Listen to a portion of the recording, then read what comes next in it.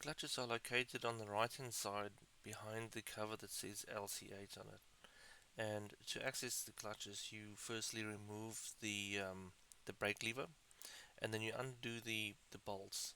The bolt that's sort of at 11 o'clock closest to the L is the longer bolt. Just check there's one bolt that's longer than the rest, just so when you put it back together, it's all good and well and done.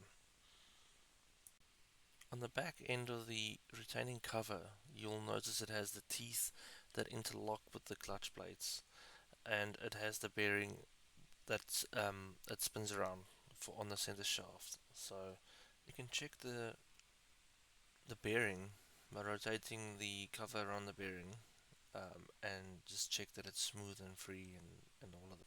You can choose to replace the clutch springs, but I'm keeping mine as my bike only has 40,000 k's on, and I'm using Loctite 232 to tighten the bolts back down again to stop them from moving out or becoming loose again. From the inside of the engine, you've got the pressure spring, solid disc, clutch disc, solid disc, and so on and so forth, until you get to the outside of the clutch pack. This is the tension spring that puts the tension on the back of the clutch, I think, just to put a bit of tension on it. I think that's what it does. The solid steel discs should be smooth on both sides with no indentation or grooves. You will see on this first disc that sits closest to the engine against that washer, it has two grooves worn into it from the over time, um, and this is the problem.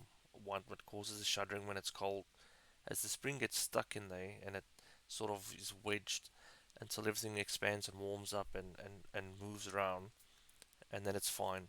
So what I've done is I'm just going to flip this first plate and assemble it back and see how it goes. Just to recap, I put Loctite 232 on the bolts that hold the clutch plate together, holds the clutch pack together, just to stop them from potentially coming loose, as that could cause major damage.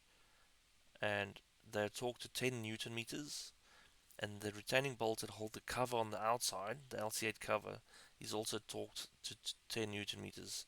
Don't overdo these, as the crankcase is aluminium and you could damage it permanently.